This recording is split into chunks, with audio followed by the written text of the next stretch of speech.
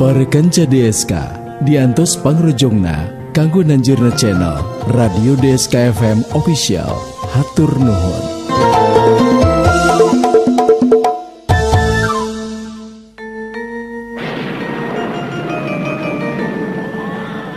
Tetela, nyata geningan supatati ilmu maung teh ayeuna jadi kanyataan.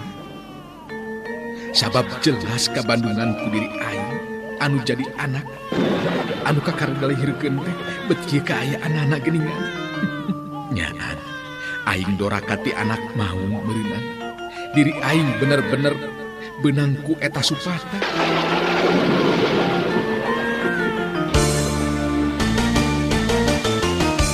RMG Radio Network gawe bareng jeung DSK 103,2 FM, DSP 1188 AM Stereo, DSS 102,1 FM, Gita 85,4 FM, midangkeun serial dongeng Sunda Si Belang. Anak king jimat awakin nu jadi tilam ka eling Bapa henteu boleh ngapi ngajarin barang jeung peuting Si Belang. Naskah hiasana Yat R. Garapan Mang Boni. Teknik jeung montase Laga Jaya. Hiasan musik jeung tata sora Rendika MG. Produser Dewi Miranti. Produksi RMG Record. wayahna hidup sing sabar tumarima kana kadar takdir teu beunang dipungkir kadar teu beunang disinglah. Para kanca sadaya nyanggakeun Si Belang. Kita suara Karawang 103,2 FM.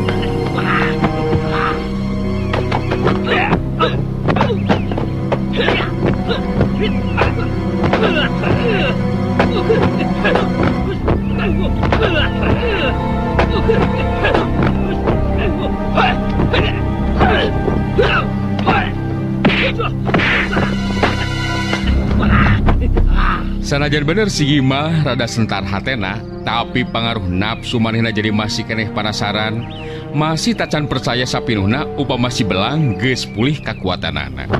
Si Gima ngawangun deui pasanganana mun cereng ka Si Belang bari terus nyarita. Sanajan maneh bisa bela diri Belang, tetep moal bisa ngalepaskeun diri tina cangkraman dewek deuleu. Maneh tetep kudu kojor ku leungeun dewek. Entong ngomong sok buktikan ku mana Gimbal. Setan dadah sia.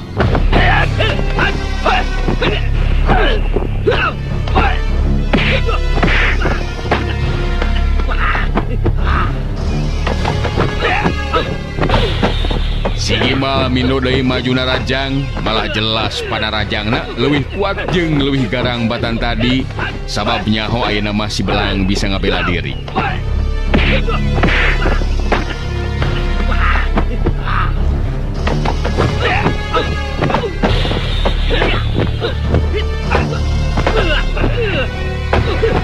Sanajan si Gimbal nguras tanaga jeung pangartina aya ngabinasakeun Si Belang, tapi tetela ukur nafsu jeung kahayang wungkul, sabab kacepetan gerakan Si Belang tetep leuwih punjul.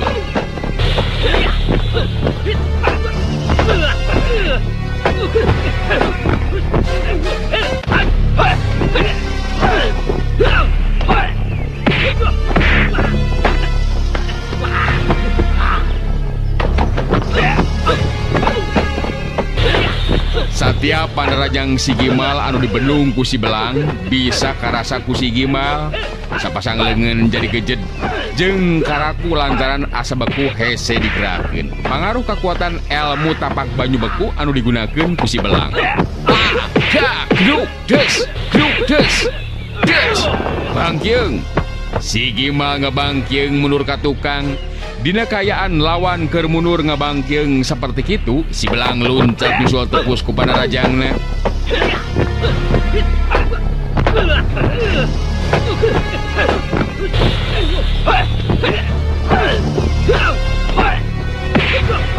Kanyataan anu memang pahit jeung peuheur sarta henteu dipiharep ku si Gimbal harita jadi kanyataan. Harita runtuyan panarajang si Belang teu mampu dibendung jeung disingkahan ku si Gimbal ngajadikeun si Gimbal terus rubuh ngebemengkang henteu bisa buru-buru hudang lantaran sakujur awakna jadi asa beku hese digerakkeun. Corela sok cebrot celebet cebot des cengkang kedebut. Si Belang pancuh dina tangtunganana sedengkeun si Gimbal ngababengkang dina luhur lemah. Si Gimbal ngaret ka lebah si Belang terus nyarita. Belang, gancang paehan kuring. Binasakeun kuring Belang. Ulah dina jeung dikakaya kieu. Gawat Belang. Si Belang datang nyamperkeun ka lebah si Gimbal. Kelila terus nyarita. Aya keneh waktu. Aya keneh waktu jeung kesempatan maneh geura sadar Gimbal. Kudu nyaan bener-bener sadarna mengpeng dibere keneh kesempatan. Sanajan hate banget hayang hudang deui narajang ka si Belang, tapi kenyataan anu harita dising harepan kudu ditarimakeun ku si Gimbal. Si Belang geus ngomong mere nasihat ka si Gimbal mah terus datang nyamperkeun ka Marjai nu harita nyarita negrakeun rasa panuhuna ka si Belang anu geus nulungan dirina. Nuhun Ujang. Bapa aya nu nulungan. Lamun seug eueuh Ujang mah duka kumaha meurna si bapa dina waktu ayeuna. Mineng ngadenge ngaran Ujang teh disebut-sebut, tapi kakara ayeuna dikersakeun panggih mah. Aduh, nuhun pisan Ujang. Urang tinggalkeun ayeuna mah ieu tempat teh, Pak. Aya nu rek ditanyakeun ku kuring. Marjai urut anggota gagak roban teh terus nuturkeun si Belang muru ka tempat Ambu Imbarwati ngadagoan. Sanggeusna tepi ka tempatna Ambu Imbarwati nyaeta ngadagoan, harita diwanohkeun ka Marjai. Geus kitu mah tiluanana terus ngalobrol. Si Belang masih kene penasaran harita tumanya ngeunaan anu jadi indungna nyata Suwangsi. Nah bener Suwangsi teh Nyai Kindeung teh. Saperti halna anu dijelaskeun ku si Gimbal nyaeta ku Marjai diterangkeun deui ka si Belang ngeunaan Suwangsi anu memang tayalian ti Nyai Kindeung. Si Belang gitu deh Ambu Imbarwati jadi kaget jeung bingung menang katerangan anu saperti kitu. Malah kawilang ngarasa prihatin oge ku riwayat hirupna si Belang. Sabab indung anu salila ieu diteteangan dipaluruh teh tetela jalma anu salila ieu geus sababaraha kali rek binasa ka si Belang. Lamun seug si Belang teu boga elmu tapak banyu beku mah tadi waktu keur tarung jeung Nyai Kindeung tangtu geus ajal binasa. Nu jadi bingung keur si Belang nyaeta dina nangtukeun sikep jeung tindakan mangsa ngabebaskeun Satyasih anu aya dina cangkramanana Nyai Kindeung. Sarta lamun teh mah ngahaja datang nepungan can tangtu. Nyai Kindeung percaya kana katerangan caritaan si Belang anu ngakukeun anakna Nyai Kindeung.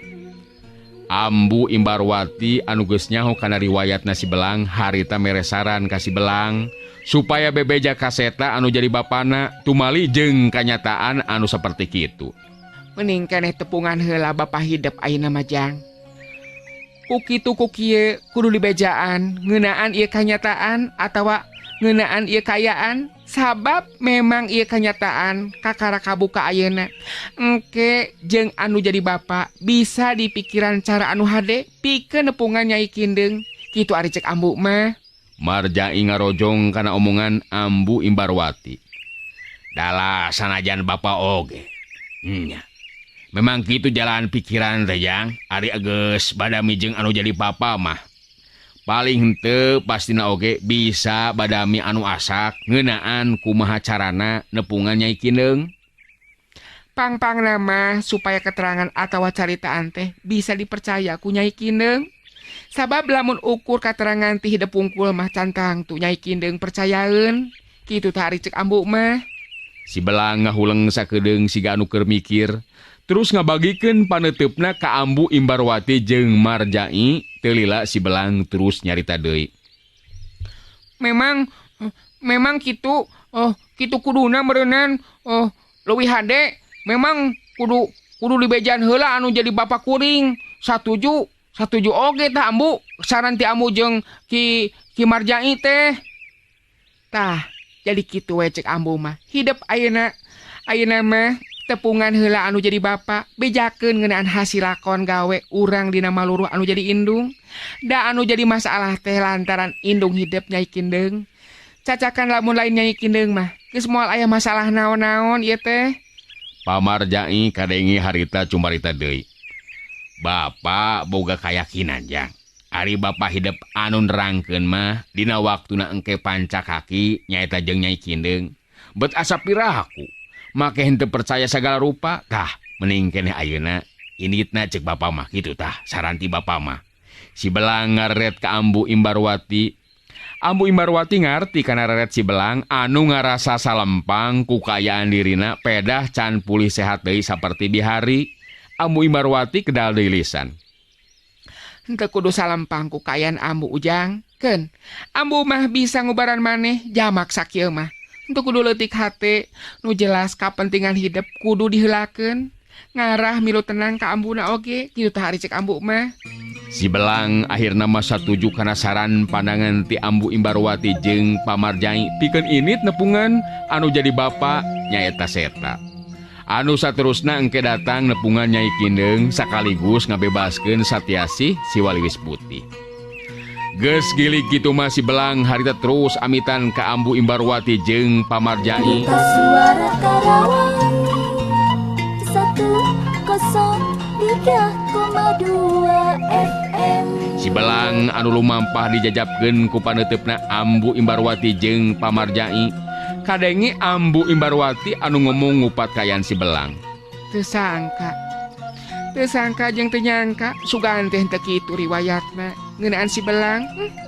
Ngan pikeun kula masih keneh tetep aya ari kasalempangan mah. Pamarjai netep ka Ambu Imbarwati terus tumanya. Nah, salempang kumaha kitu Ambu? Nya, anu disalempangkeun teh upama hate jeung jiwa Nyai Kindeung geus kalimpudan sapinuhna ku hawa nafsu jahatna. Manehna embungeun ngaku kana kanyataan. Manehna henteu ngaku si Belang teh anakna. Tada teuing meureunnan nyerina hate si Belang upama henteu diaku ku indungna. Pamarjai ngahuleng. Aya benerna oge caritaan Ambu Imbarwati. Kituna teh lantaran Nyai Kindeung lain awewe atawa jalma biasa can puguh bisa kahudang rasa perasaanana kumaha ilaharna hiji indung kanu jadi anak. Pamarjai unggut-unggutan bari nyarita lalaunan. Memang berat oge kayaan anu keur dising harepan ku si Belang dina waktu ayeuna Ambu. Memang bener kayaan Nyai Kindeung tang tube henteu bisa disasaruakeun jeung awewe jalma biasa. Upama manehna keukeuh nolak nyaeta embung ngaku ka si Belang salaku anu jadi anakna duka teuing kumaha jadina. Nu jelas nyeri hate jeung prihatin tang tuna oge si Belang teh. Malah anu jadi hanyelut teh geus sababaraha kali apanan Nyai Kindeung boga maksud rek binasa ka si Belang. Coba lamun nepikeun ka hanteuna teh binasa moal kadohong gitu anak sorangan di paehan. Ambu Imbarwati anu kungsi bantro kakuatan tarung izin jajaten ngalawanan Nyai Kindeung bisa ngarti kumaha garang jeung bayanganana sikep sarta tindakan Nyai Kindeung. Dalah lamun seug tadi henteu kaburu datang si Belang mah geus bisa dipastikeun nasib manehna bakal sarua jeung Ki Jambul. Kitu deui kayaan si Belang lamun seug teu nyangking elmu tapak banyu beku mah. geus bisa dipastikan ajal binasa ku Nyai Kindeng anu nyangking ilmu Batara Karang.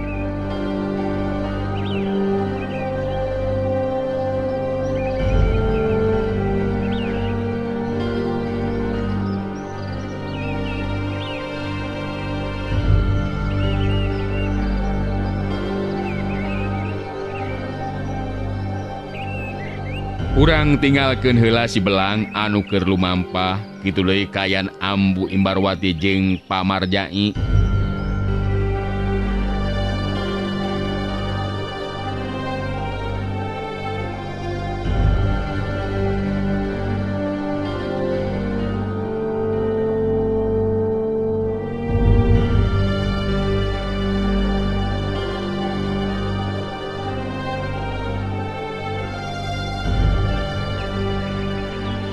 Caturkeun harita di tempat sejen, nyatana di tempatna Tuan Pandehus. Kadatangan Nyai Kindeng anu bari mawa Satyasi dibagiakeun ku Mbah Guntur Demit, Tuan Pandehus jeung Siduloh. Satyasi leuwih ti heula diamankeun dikerem di salah sahiji kamar. Geus kitu mah Nyai Kindeng ngajelaskeun ngeunaan kajadian anu karandapan ku dirina tadi. Nyai Kindeng anu harita cumarita. Ki Demit, kuring ayeuna mah ngabuktikeun langsung ku sorangan. Memang teu salah, si Belang geus pulih kamampuhan dirina. Buktina manehna mampu ngimbangan kakuatan ilmu Batara Karang. Nu matak eta wanoja ku kuring ngahaja dibawa pikeun mancing datangna si Belang ka dieu. Bet piraku, lamun si Belang anu datang ka dieu mah ku urang teu mampu dibinasakeun. Ilmu tapak banyu beku tetela bisa karasa nembus kana anggota badan kuring anu dilapis ku ilmu Batara Karang. Mbah Guntur Demit unggut-unggutan, telila terus nyarita. Memang cek dewek oge. Ilmu tapak banyu beku ilmu nasi buyut sarengseng teu bisa dianggap enteng. Ngan nya aya harusna eta awewe nu bieu dibawa bisa dipake pikeun mancing kadatangan nasi Belang ka dieu. Dewek boga keyakinan si Belang moal mampu naon-naon upama diperenan jiwana di dieu. Tuan Pandehus milumairan caritaan. Oh, wow. Oh, memang Ike juga setuju dengan cara yang dilakukan sama ini Nyai Kindeng untuk menunggu kedatangan si Belang ke sini, dan kemudian kita akan berikan pelajaran kepada itu si Belang. Biar hebat gimana juga, Ike punya keyakinan dia orang bisa disingkirkan. Bukan begitu, Duloh? Tuan Pandehus ngareret ka Siduloh, anu dereret nyerenge seuri bari terus nyarita. Nya pasti atuh eta mah Tuan. Kangaranan datang ka dieu mah sanajan si Belang bisa ngapung luhur ngapak mega bari non paribasana. Tetep moal mampu ngungkulan ajen pangarti nu aya di dieu utamana Mbah Guntur jeung Nyai Kindeng. Keun antepkeun hayang nyaho piraku teu ka dieu onaman. Nyai Kindeng kadenge harita nyarita deui. Kuring boga keyakinan si Belang pasti ka dieu. Sabab manehna kawilang deukeut jeung eta awewe anu dibawa ku kuring tadi. Ngan memang kudu diaku, ilmu si Belang teu bisa dianggap enteng. Mun tarung tadi diteruskeun sanajan bener kuring bisa aya di pihak anu unggul, tapi waktuna tangtu bakal lila. Malah teu mustahil lamun bakal sarua pada leuseuh beakeun tanaga. Ieu kudu jadi perhatian urang Ki Demit. Mbah Guntur Demit nyarenge seuri bari unggut-unggutan terus nyarita. Tenang Kindeng. Nu penting si Belang na kudu datang heula ka dieu. Kangaranan geus datang ka dieu mah. Lamun memang hayang buru-buru binasa, eueuh salahna lamun kurang duaan diberesanana. Piraku kuduaan mah si Belang teu buru-buru kojor.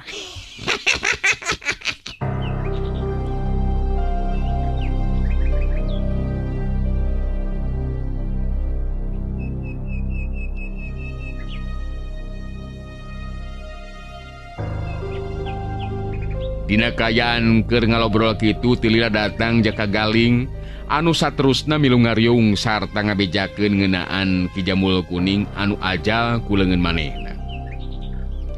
Nyai Kindeng ngareret ka Jaka Galing terus nyarita deui. Andika memang satia Jaka Galing, terus terang kuring memang nguci tadi teh. Sanggup pentena Andika ngabinasakeun Ki Jamul Kuning guru sorangan. Tapi Andika memang hebat. Demi kesatiaan jeung kakuatan urang, si Jamul Kuning anu memang geus ripuh dibinasakeun. Alus, memang kudu kitu. Ngan kuring masih keneh penasaran teh. Naon hubunganna si Belang jeung Wanoja anu dibawa ku kuring? Sok, coba jelaskan Galing. Jelas pisan. Jelas deket pisan hubunganana Nyai Kindeung. Eta Wanoja teh ngaranna Satyasih, muridna Ambu Imbarwati. Malah si Belang jeung Satyasih geus teu beda ti salaki jeung pamajikan. Lumatak hade pisan dibawa ka dieu dijieun sakitan teh. Ku cara kitu yakin si Belang pasti datang. Memang kitu keyakinan kula oge, ngan anu teu kaharti teh. Si Nastiti bet teu katingali deui waktu lumangsung kaributan. Ka mana eta jelema teh nya? Tah, umatak ieu teh sakalian be. Rek miang deui ayeuna mah neangan si Nastiti anu geus jadi pamajikan si Belang. Eta jelema sarua kudu disingkirkeun deui. Sabab lamun teu buru-buru disingkirkeun ngabahayakeun pikeun urang Nyai Kindeung. Sahanu nyaho geus ngandung binih turunan ti si Belang. Sedengkeun kangaranan ngabasmi Jukut kudu nepikeun ka akar-akarna. Oh, jadi Andika meureunan ayeuna teh rek indit neangan si Nastiti. Kitu maksudnya Galing? Memang bener, ngabasmi Jukut kudu nepikeun ka akarna, ngan? Ingatkeun, si Nastiti kudu nepikeun ka bisa kapanggih Galing. Beres Nyai, pasti eta mah kudu bisa nepikeun ka kapanggih. Ka mana wae inditna si Nastiti kalah kumaha oge kudu kasusud jeung beunang. Lumatak ieu mah sakalian pamitan bae yeuh ka sararea. Jaga Galing terus indit deui karep rek neangan Nastiti anu jelas indit duka teuing ka mana. Nyai Kindeung tadi geus ngidinan ka Jaka Galing kalawan syarat Nastiti kudu dibawa pikeun jadi bukti rek hirup atawa pae. Duta Suara Karawang 103,2 FM. Caturkeun si Belang anu datang nepungan Seta jeung Nilawati, kadatanganana dibagiakeun ku Rasa Bungah jeung Bagja, puguh geus lila henteu panggih.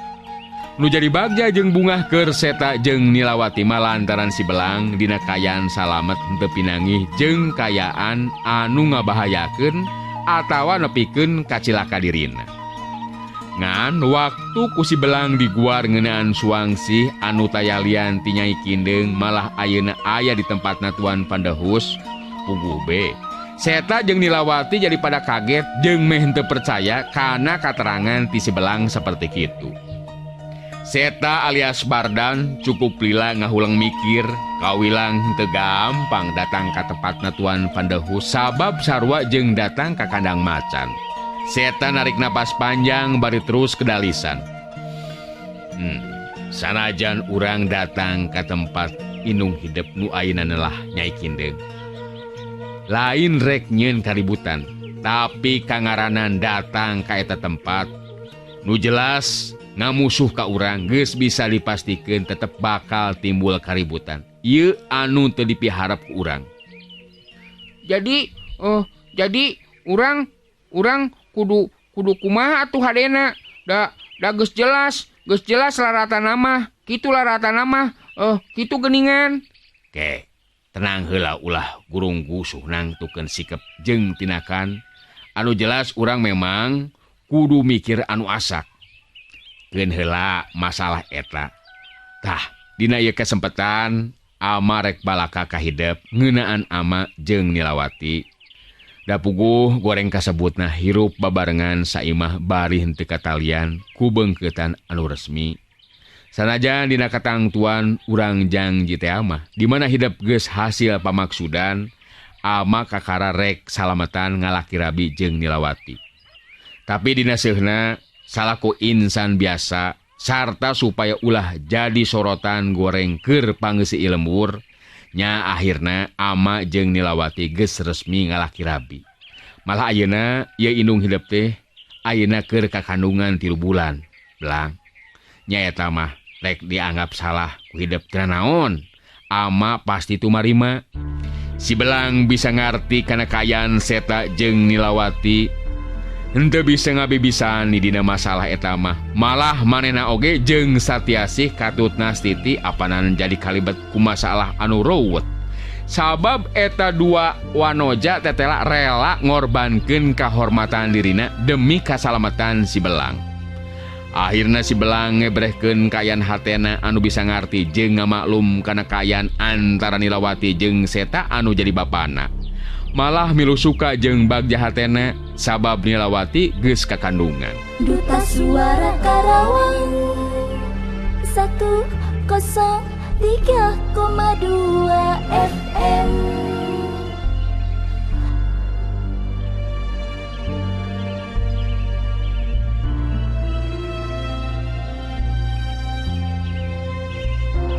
Nilawati harita milu mairan caritaan. Upami Kang Seta oge hidup belang nyatarek miang bet asana teh teu puguh mun kudu di dieu ukur sosoranganan. Naon anu karandapan ku Kang Seta oge ku hidup belang teu bisa dianggap sepi ku ibu oge. Jadi mun teh amah miang abdi oge kedah ngiring Kang Seta. Seta netep antep ka Nilawati pamajikanana. Jelas henteu mikeun ari Nilawati anu ayeuna keur kakandungan kudu milu mah. Terus terang, akang teu ngidinan. Ari nu jadi pamajikan kudu milu mah komo ieu sasatna keur kakandungan. Kasehatan si Utun dina jero kandungan kudu diperhatikeun. Pokona mah sing percaya ka akang jeung anak urang. Moal ayeuna naon sing percaya ka akang. Nu jelas Nyai Kindeung kudu panggih jeung anak urang supaya bisa balungbang timur. Bungbas beres roes urusanana kitu tah. Nilawati sanajan bari hanjelu hatena tapi henteu bisa maksa da puguh ngarti nu jadi salaki lain embung kapiluan tapi lantaran demi keamanan jeung kasehatan jabang bayi anu dikandungna. Nilawati kadenge nyarita deui. Memang abdi oge ngartos Kang Seta. Nanging ayeuna abdi masih hansaran sakumaha anu tadi disaurkeun ku Kang Seta. Upami datang kitu bae mah ka tempatna Tuan Vandahus, abdi oge gaduh kayakinan pasti bakal lumangsung kaributan. Janten upami tiasa mah diusahakeun kumaha carana supaya tiasa tepung secara pribadi sareng Nyai Kindeung. Tangtosna oge di tempat anu sejen tur bari teu aya nu nganyahwankeun. Ku cara kitu neme aman sareng tiasa ngajelaskeun ngeunaan sagala rupi masalahna. Kitu ari cek emutan abdi mah Kang Seta. Nilawati meresaran ka Seta jeung si Belang mangsa ngalaksanakeun naon rupa pamaksudanana. Seta unggek bari terus nyarita. Memang gitu jalan pikiran akang oge. Cek hidup kumaha. Seta ngareret ka si Belang nu jadi anakna, anu direret terus ngajawab. Oh, saran ti ibu. Memang hade jadi kudu panggih secara pribadi. Nya, bener kitu Belang. Ku cara kitu mah sigana moal loba teuing panggih jeung bahaya. Tah, anu penting ayeuna mah kudu miang heula ieu. Ayeuna dina poe ieu ye. Maksud abdi abdi oge kitu ama. Nilawati ngabagikeun paneteupna ka si Belang jeung Seta. Teu lila terus dal-delisan. Abdi ngiring ngadoakeun muga pamaksadan masing tina kanan kalayan aya dina kalancaran. Nanging tetep kedah waspada Kang Seta. Komo ayeuna sasatna Nyai Kindeung teh babarengan jeung Mah Guntur Demit anu meh bae ngabinasakeun anak urang. Jago kolot anu tos teu aya pantaranana. Seta bisa ngarti kana caritaan Nilawati nu jadi pamajikanana. Caritaan anu ngandung rasa kasalempangan. Henteu kudu salempang ku hal eta.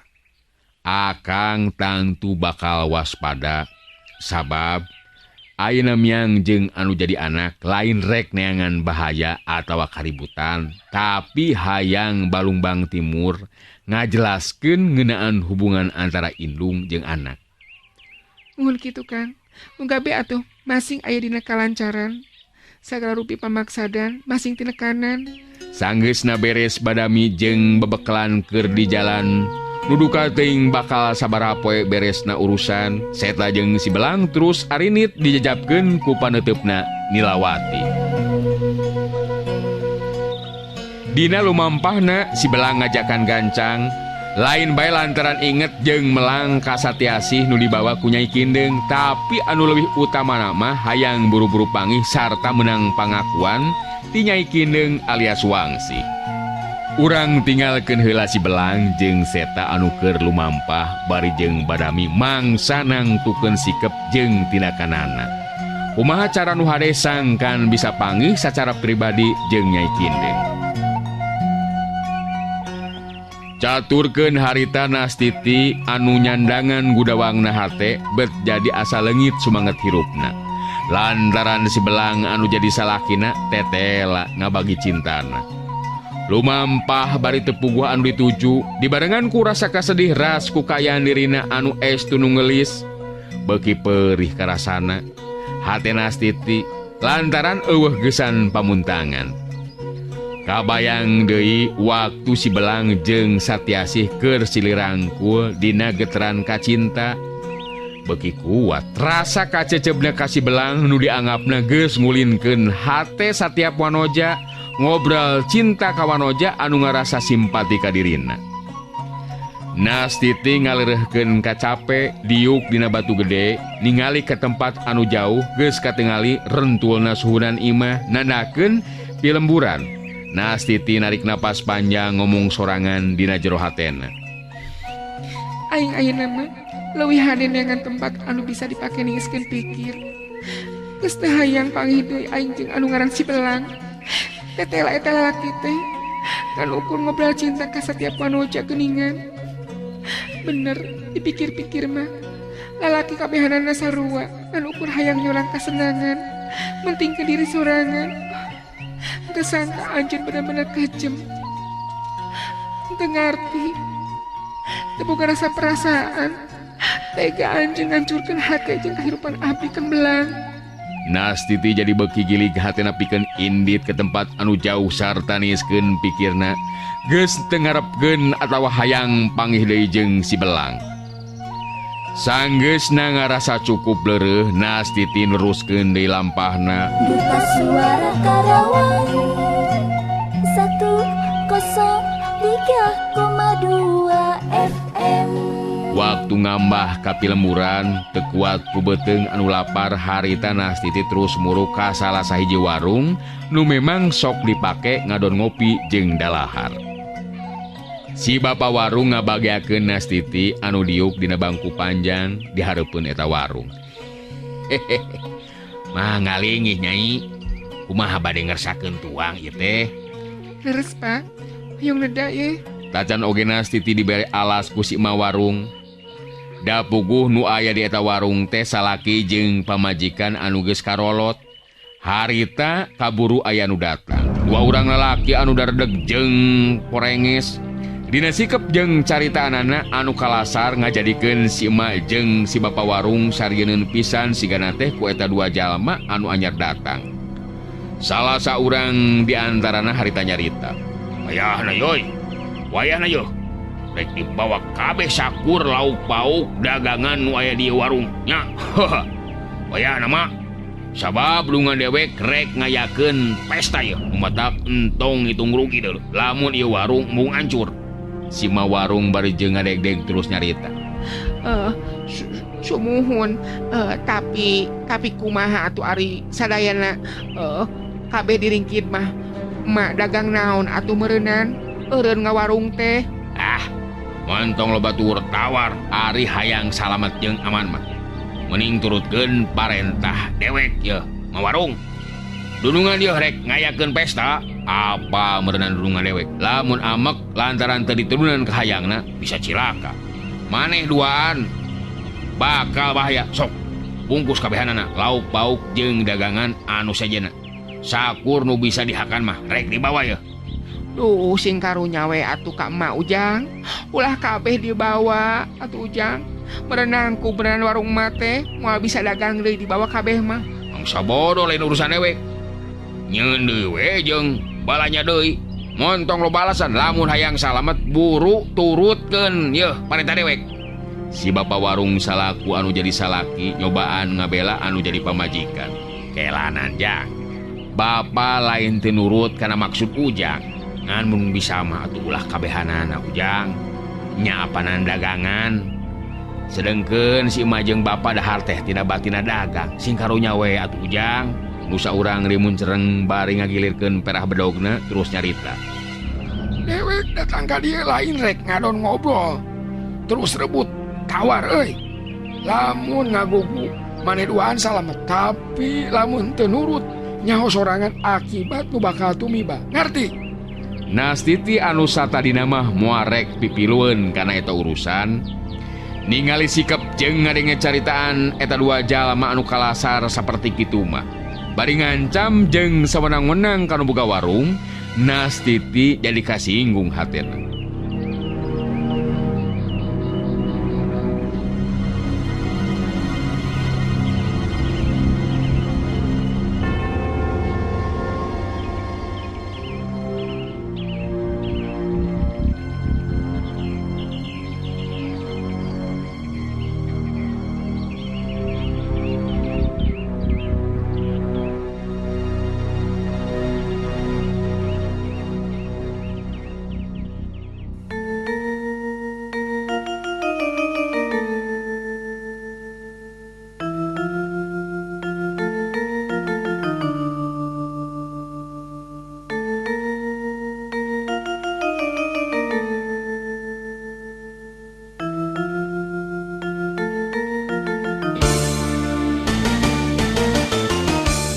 RMG Radio Network gawe bareng jeung DSK 103,2 FM, DSP 1188 AM Stereo, DSS 102,1 FM, Gita 85,4 FM, rengse midangkeun serial dongeng Sunda Si Belang.